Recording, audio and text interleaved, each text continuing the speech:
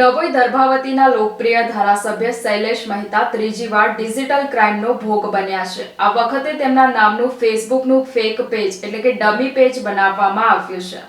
ડભોઈ દર્ભાવતીના લોકપ્રિય ધારાસભ્ય શૈલેષ મહેતા સોટ્ટા ત્રીજી વાર ડિજિટલ ક્રાઇમનો ભોગ બન્યા। આ વખતે તેમના નામનું ફેસબુક ફેક પેજ બનાવવામાં આવ્યું। ડભોઈના ધારાસભ્ય શૈલેષ સોટ્ટાના નામથી ફેસબુક પર પોતાના નામનું પેજ નિર્માણ કરવામાં આવ્યું હતું, જેમાં શૈલેષભાઈનો ફોટો મૂકવામાં આવ્યો હતો, એટલે કે લોકોને એમ લાગે કે આ દર્ભાવતીના ધારાસભ્ય શૈલેષ મહેતાનું એકાઉન્ટ છે। આ જ રીતે અશ્લીલ ફોટો વિડીયો મૂકીને છબીને ખડવાનો પ્રયત્ન કરવામાં આવે છે, જેની જાણ કાર્યકરોને થતાની સાથે જ ધારાસભ્ય શૈલેષ મહેતાએ પોલીસ કમિશનર અનુપમસિંહ ગેહલોતને પત્ર લખીને જાણ કરવામાં આવી અને સાયબર ક્રાઇમના એસીપી હાર્દિક માકડિયાને ટેલિફોનિક વાત કરવામાં આવી હતી અને આવા ઇસમોને તાત્કાલિક ધરપકડ કરીને કાયદેસરની કાર્યવાહી કરવા જણાવવામાં આવ્યું છે।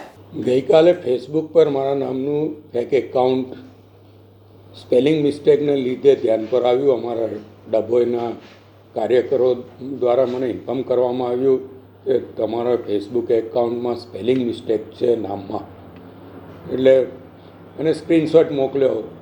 તાત્કાલિક જોયું કે ભાઈ આ ફેક એકાઉન્ટ છે, એટલે સ્ક્રીનશોટ ફેસબુક એકાઉન્ટ પર મૂકીને આ ફેક એકાઉન્ટ છે એટલે કેરફુલ રહેવું એવી પણ સૂચના આપવામાં આવી અને સાથે સાથે ફેસબુકમાં પણ ઇન્ફોર્મ કરવામાં આવ્યું કે ભાઈ આ એકાઉન્ટ તાત્કાલિક ડિલીટ કરવામાં આવે અને એને લીધે ડિલીટ થયું છે। પણ આ ત્રીજી વાર આ બનાવ બન્યો છે જે ફેક એકાઉન્ટ મારા નામનું બન્યું છે, પણ દરેક વખતે ધ્યાન પર આવ્યું છે। આ વખતે ઝડપથી ધ્યાન પર આવ્યું। આ બાબતની આજે પોલીસ કમિશનરને અમે લેખિત અરજી મોકલવાની છે, સાયબર ક્રાઇમને પણ જાણ કરવાના છે કે આવો જે કોઈ અમારા નામનું ફેક એકાઉન્ટ બનાવતા હોય એની પર ધ્યાન પર લેવામાં આવે ને એને પકડવામાં આવે, જેનાથી લોકોનેમાં કોઈ ભ્રમણા ફેલાતી અટકાય, કોઈ છેતરાતા હોય તો છેતરાય ના।